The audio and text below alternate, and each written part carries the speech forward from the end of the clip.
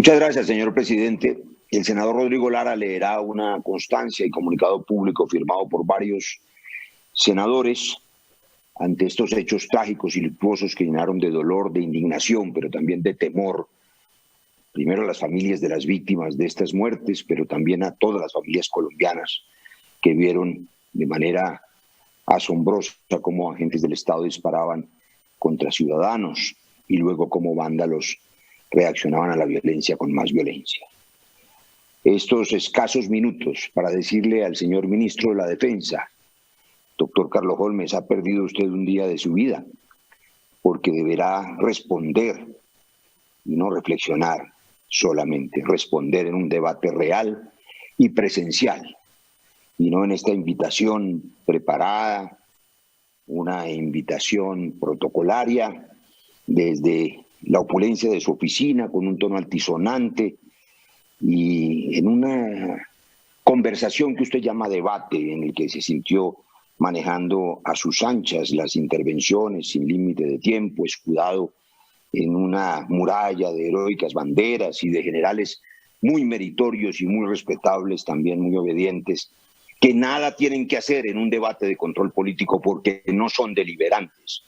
Es usted, ministro, quien deberá responder por los hechos y por las órdenes y las políticas públicas equívocas que llevan a esos oficiales y también a los suboficiales y a los policías de la patria a cometer errores que en ocasiones son delitos.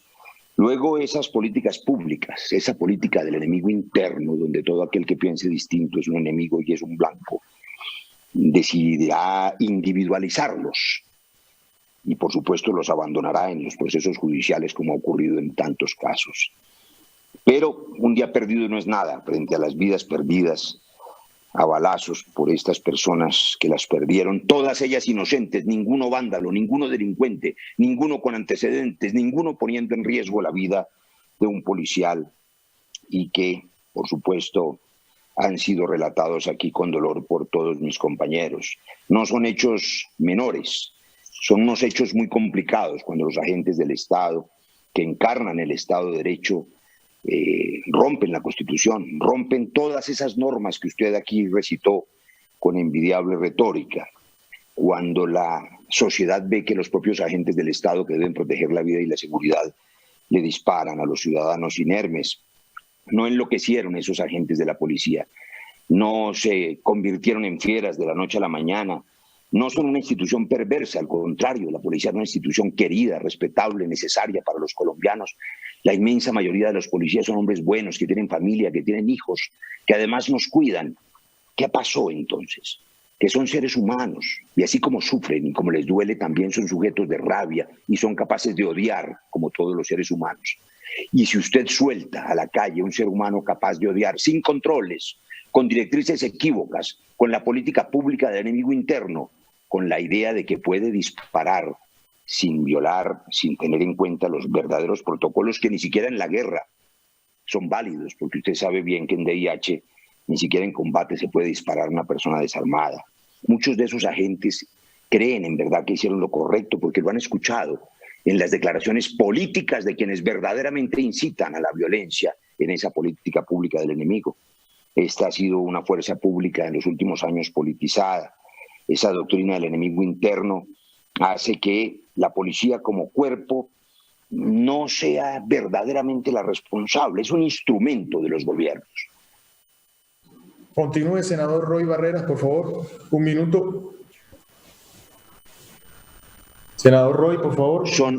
Gracias, presidente. Son los gobiernos los que dirigen a las fuerzas militares, a las fuerzas policiales. Son los gobiernos los que impulsan políticas públicas que lo llevan a cometer equívocos. Por eso son los ministros los que tienen que responder en debates reales y no en este tipo de conversaciones.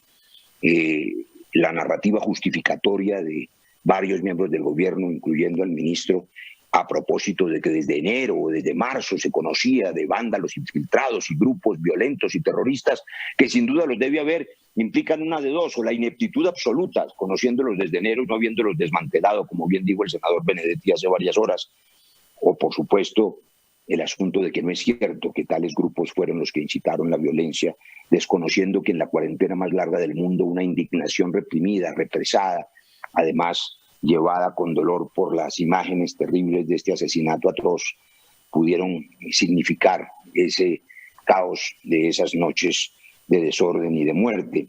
No se pueden justificar las muertes de civiles de ninguna manera, no se pueden comparar los vidrios rotos con los muchachos muertos, porque por supuesto la sola comparación es una cortina de humo inaceptable. El hecho de que sean agentes del Estado pone en duda, señor ministro, el Estado de Derecho. Será un debate de control. Continúe, senador Roy. Termine, por favor. Senador Roy Barreras.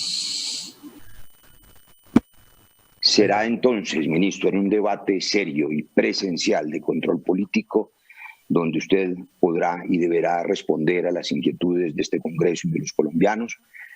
Está en Secretaría una proposición que adiciona un cuestionario ya aprobado por esta plenaria para ese debate presencial. Cuando el presidente lo determine, se llevará a cabo, y entonces, de manera presencial en el recinto del Congreso, seguramente podremos adelantar un verdadero debate de control político y no esta reunión que además ha resultado inédita, porque jamás se había realizado.